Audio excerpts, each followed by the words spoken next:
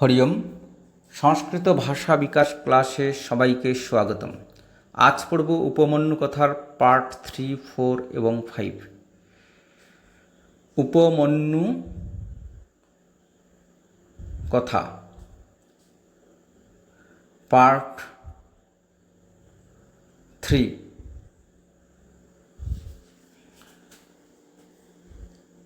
প্রথমে মূল শব্দ, তারপরে কীভাবে উচ্চারণ করতে হবে তা আমি ব্র্যাকেটে দিয়ে দিয়েছি। এর আগের ভিডিওতে পার্ট 1 এবং পার্ট 2 আলাদাভাবে দেওয়া আছে। স তথেত তিউক তুয়া, তথেত তিউক তুয়া, ব্র্যাকেটে এইভাবে উচ্চারণ করব। গা অরক্ষত, রক্ষিত্তুয়া, পুনরুপাধ্যায় গৃহমাগম্যোপাধ্যায় স্যাগ্রতঃ, ব্র্যাকেটে দিয়েছি পুনরুপাধ্যায় গৃহমাগম্যোপাধ্যায় স্যাগ্রতঃ, স্থিত্বা নমশ্চক্রে। এরপরে সন্ধি ভেঙে তার অর্থও বলবো। স তথা ইতি উক্তুয়া, সে সেইভাবে বলে, গা অরক্ষত, গরুগুলিকে রক্ষা করেছিল, রক্ষিত্বা, রক্ষা করে, পুনঃ, পুনরায়, উপাধ্যায় গৃহম আগম্য, পুনরায় উপাধ্যায়ের গৃহে এসে, উপাধ্যায়স্য অগ্রতঃ, উপাধ্যায়ের সামনে, স্থিত্বা, থেকে, নমশ্চক্রে, নমস্কার করেছিল। অর্থাৎ উপমন্যু গুরুদেব আয়ুধৌমের বাড়ির সামনে এসে তার কাছে তাকে নমস্কার করেছিল।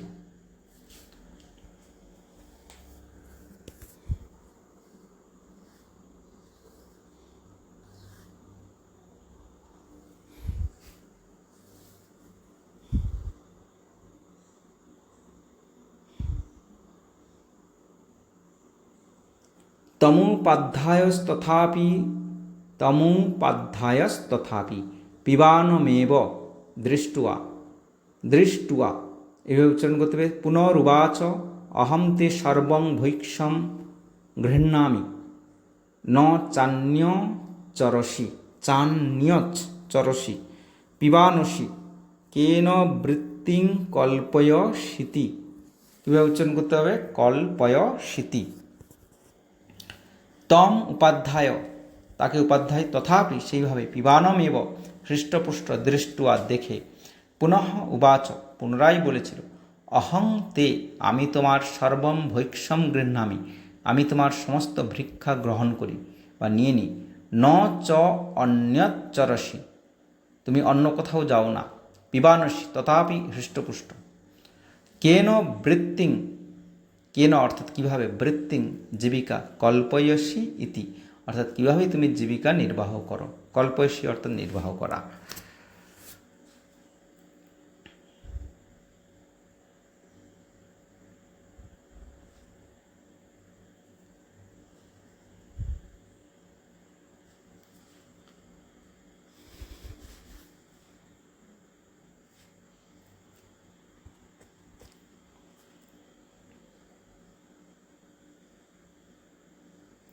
স উপাধ্যায়ং, উপাধ্যায়ং, ব্যাগড়ে দিয়েছি। প্রত্যুবাচ, কীভাবে উচ্চারণ হবে? প্রত্যুবাচ, প্রত্যুবাচ, ভো এতাসাং গবাং পয়সা বৃত্তিং কল্পয়ামিতি, কল্পয়ামিতি, এভাবে ভেঙে পড়ব। তমোপাধ্যায়, তমোপাধ্যায়ঃ, প্রত্যুবাচ নৈতন্ন্যায়ম, নৈতন্ন্যায়ম, একসঙ্গে পড়ব, নৈতন্ন্যায়ম, পয় উপয়োক্তুম ভবতো ময়া ননুজ্ঞাতমিতি, অর্থাৎ স উপাধ্যায়ং, সে উপাধ্যায়কে, প্রত্যুবাচ, পুনরায় বলেছিল, ভো এতাসাং গবাং, ওহে এই গরুগুলির, পয়সা দুগ্ধের দ্বারা, বৃত্তিং জীবিকা, কল্পয়ামি ইতি অর্থাৎ জীবিকা নির্বাহ করি। তম উপাধ্যায়, তাকে উপাধ্যায়, প্রত্যুবাচ, পুনরায় বলেছিল, ন এতৎ ন্যায়ম, এটা তোমার অনুচিত, পয় উপযুক্তুম, দুগ্ধ ব্যবহারে, ভবত ময়া ন অনুজ্ঞাতমিতি অর্থাৎ আমি তোমাকে অনুমতি দিইনি, দুগ্ধ ব্যবহারে আমি তোমাকে কোনো প্রকারে অনুমতি দিইনি।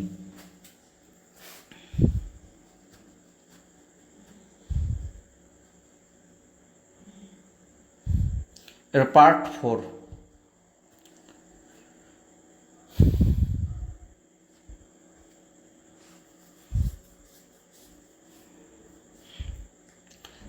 তথেতি প্রতিজ্ঞায় গাং রক্ষিত্বা পুনরুপাধ্যায় গৃহমেত্য। কীভাবে ভেঙে দিয়েছি? পুনরুপাধ্যায় গৃহমেত্য। পুরোরগ্রতঃ স্থিত্বা নমশ্চক্রে তমুপাধ্যায় পিবানমেবা পশ্যত। উচ্চারণ ভেঙে দিয়েছি। উবাচ চৈনম ভৈক্ষম নাশনাসি। স তথা ইতি প্রতিজ্ঞায়, অর্থাৎ উপমন্যু সেইভাবে প্রতিজ্ঞা করে গাং রক্ষিত্বা গরুগুলিকে রক্ষা করে পুনঃ উপাধ্যায় গৃহমেত্য পুনরায় উপাধ্যায়ের গৃহের কাছে এসে অর্থাৎ এসে পুররগ্রতঃ স্থিত্বা অর্থাৎ সামনে থেকে নমশ্চক্রে নমস্কার করেছিল। তম উপাধ্যায় তাকে উপাধ্যায় পিবানম এবং অপশ্যৎ অর্থাৎ সেইরূপ হৃষ্টপুষ্ট দেখল। উবাচ চ এনম এবং তাকে বলেছিল ভৈক্ষম নাশনাসি অর্থাৎ তুমি ভিক্ষাও গ্রহণ করো না।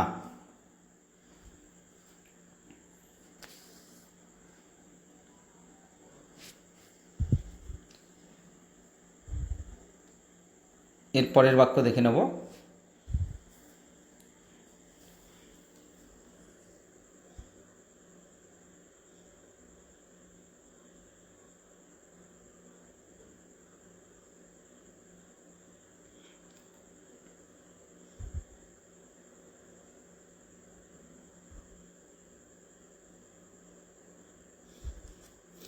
ন চান্য চরসি, কীভাবে উচ্চারণ করবো? চান্য চরসি পয়োন পিবানসি কেন বৃত্তিং কল্পয়সিতি।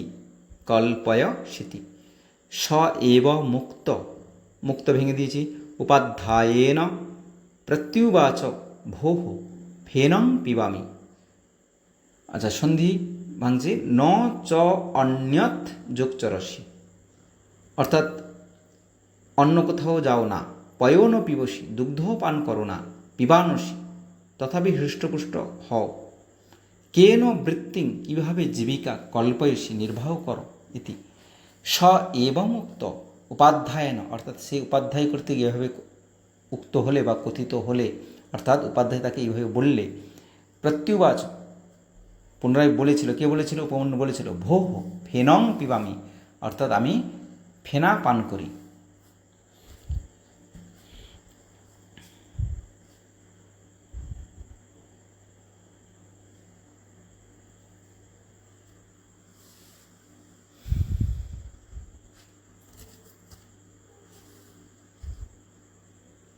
ইয়ম ইমে উচ্চারণ হবে ইয়ম ইমে বৎসামাত্রীনাম স্তনং পিবন্তঃ উদ্গৃহন্তি তদেবমপি বৎসানাম বৃত্ত্যুৎপরোধম করস্যেবম এইভাবে উচ্চারণ হবে। বর্তমানঃ ফেনমপি ভবান্ন পাতুমর্হতিতি এইভাবে উচ্চারণ করতে হবে। ইয়ম ইমে বৎসা মাতৃনাম এই গরুর বাছুরগুলি মাতৃনাম তাদের মায়েদের স্তনং পিবন্ত স্তনপান করতে করতে উদ্গৃহন্তি নিঃসরণ করে, অর্থাৎ তাদের মায়েদের স্তনপান করতে করতে যে ফেনা নিঃসরণ করে। তদেবং অপি বৎসানাম তাতে কি হয়? বৎসানাম বাছুরগুলির বৃত্ত্যুৎপরোধম তাদের জীবিকাতে বাধা করসি এবং এইভাবে বাধা দিচ্ছ। বর্তমানে এইভাবে তাদের জীবিকাতে বাধা দিচ্ছ। ফেনমপি ভবান ন পাতুম অহর্তি ইতি অর্থাৎ তুমি এই ফেনাও পান করতে পারবে না। অর্থাৎ যখন সে বলেছিল যে নিঃসৃত যে ফেনা সে পান করে, গুরুদেব তাকে বলেছিল এটাও তার পক্ষে অনুচিত, এটাও সে ব্যবহার করতে পারবে না। এবার পার্ট 5। স তথেতি প্রতিজ্ঞায় নিরাহারস্থা গা অরক্ষত তথা প্রতিষিদ্ধ ভৈক্ষম নাশনাতি ন চান্যচরতি পয়োন পিবতি ফেনম নোপয়ুংতে এইভাবে উচ্চারণ করতে হবে। আচ্ছা, স তথা ইতি সে সেইভাবে প্রতিজ্ঞা করে অর্থাৎ উপমন্যু এইভাবে প্রতিজ্ঞা করে আহারস্থা অর্থাৎ অনাহারে গা অরক্ষত গরুগুলি রক্ষা করেছিল। তথা প্রতিষিদ্ধ সেইভাবে নিষিদ্ধ হয়ে ভৈক্ষং নাশনাতি অর্থাৎ ভিক্ষাও গ্রহণ করেনি। ন চ অন্যচ্চরতি, অর্থাৎ অন্য কোথাও যায়নি ভিক্ষার জন্য। পয়ন পিবতি, দুগ্ধও পান করেনি। ফেনম, ফেনা ন পয়ুংতে, অর্থাৎ ফেনাও তার পক্ষে অনুপযুক্ত, অর্থাৎ নিষিদ্ধ ছিল। নোপয়ুংতেটাকে কীভাবে ভেঙেছি? নোপ ইউংতে, এইভাবে উচ্চারণ করতে হবে।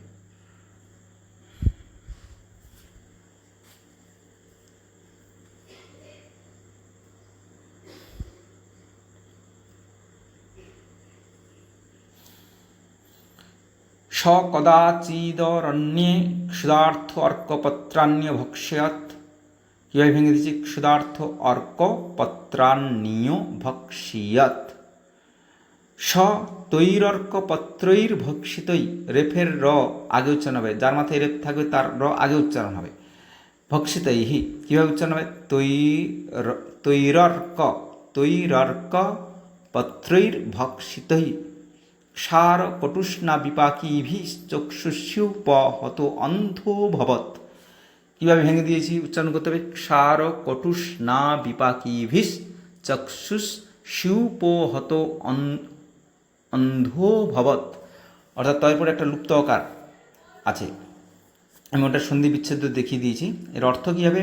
স কদাচিৎ অরণ্যে, সেইভাবে অরণ্যে ক্ষুধার্ত হয়ে অর্কপত্রাণি যোগ অভক্ষয়ত, অর্কপত্র ভক্ষণ করেছিল, অর্থাৎ আকন্দ পাতা খেয়েছিল।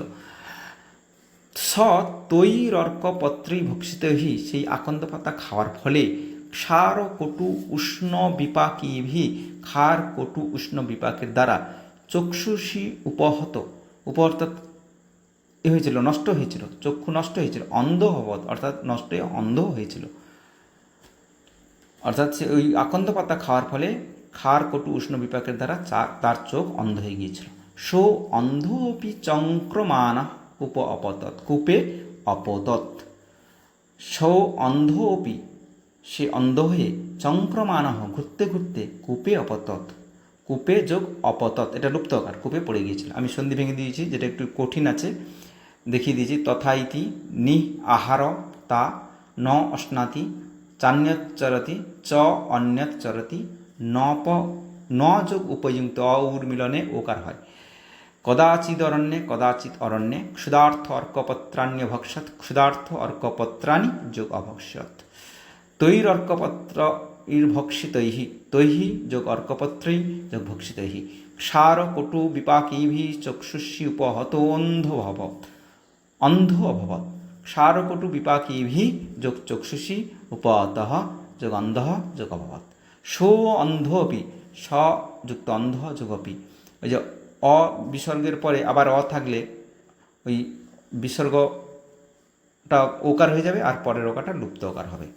কূপে যোগ অপতৎ, কূপে অপতৎ, কূপে পড়েছিল।